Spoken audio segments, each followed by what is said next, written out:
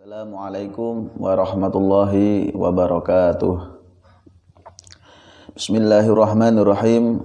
Hamidan lillah tabaraka wa ta'ala wa musalliyan wa musalliman ala rasulillah wa ala alihi wa sahbihi wa man walah. La hawla wa la quwwata illa billah, amma ba'dah. Hadirin wal hadirat yang senantiasa dirahmati oleh Allah Subhanahu wa ta'ala. Alhamdulillah, hingga saat ini kita masih diberikan kekuatan oleh Allah untuk menjalankan segala rutinitas ibadah di bulan Ramadan. Semoga hingga akhirnya nanti perjuangan kita dari awal hingga akhir Ramadan diberikan hadiah berupa ampunan dari Allah Subhanahu wa ta'ala. Hadirin wal hadirat yang dimuliakan oleh Allah, kita saat ini telah mencapai fase hidup di alam dunia. Yang sebelumnya kita juga merasakan yang namanya alam kandungan, alam dzar. Namun alam dunia ini bukan yang terakhir. Ini adalah batu pijakan untuk kemudian nanti kelak kita akan selamanya hidup di alam akhirat. Untuk itu perlu kami sampaikan bahwasanya perlukah kita untuk benar-benar mencintai dunia. Sebab tak mungkin juga kita hidup di dunia tapi tak cinta dunia. Namun di sisi yang lain sangat rugi jika tujuan kita selamanya hidup di akhirat tapi kita terlalu cinta dunia.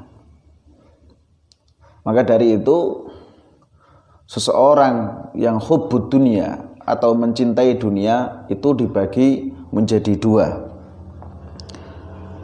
Sebab sebagaimana kita semua tahu bahwasanya Imam Hasan Al-Basri menjelaskan hubbud dunya ra'sun kullal khati'ah. Jadi cinta dunia adalah sumber dari setiap kesalahan atau keburukan.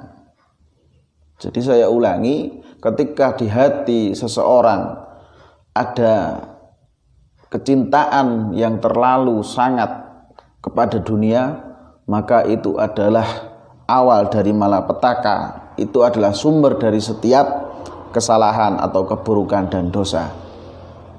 Kita lihat perampok, pencuri, itu mereka semua melakukan sebab mereka butuh dunia. Koruptor pun juga demikian. Jadi banyak sekali keburukan-keburukan yang ada di sekitar kita, itu awal muaranya adalah sebab karena kecintaan kepada dunia.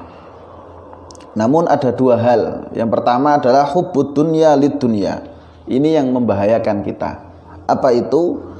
Cinta dunia hanya untuk kepentingan dunia. Jadi seolah-olah apa yang dia dapatkan selalu dia merasa kurang, sehingga harusnya nikmat yang dia dapatkan dia harus bersyukur, dia malah sebaliknya, malah kufur nikmat. Apa tanda seseorang itu kufur nikmat? Tandanya adalah semakin dia kaya semakin dia kikir, semakin dia kaya dia semakin jauh kepada Allah, semakin dia kaya hidupnya mungkin secara zahir semakin senang, tapi akan ada sesuatu hal yang besar di balik itu semua, yakni pembalasan dari Allah Subhanahu wa ta'ala. Sebagaimana mungkin terkadang cinta dunia itu tidak hanya dialami oleh orang kaya saja. Mungkin dia bekerja dengan keras, bekerja dengan sangat menghabiskan waktunya. Namun orang miskin pun bisa tergolong cinta dunia, di mana dia berangkat pagi pulang petang terus tiap hari seperti itu, namun keadaan ekonominya tidak berubah, dia terus kekurangan, malah kerugian kedua dia semakin jauh dari Allah Subhanahu wa taala.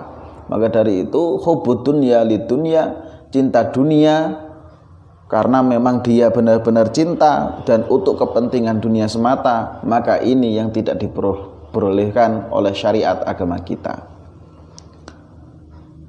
Namun yang kedua adalah hubbud dunya lil akhirah, cinta dunia untuk menjadi sarana mencari kemapanan hidup di akhirat.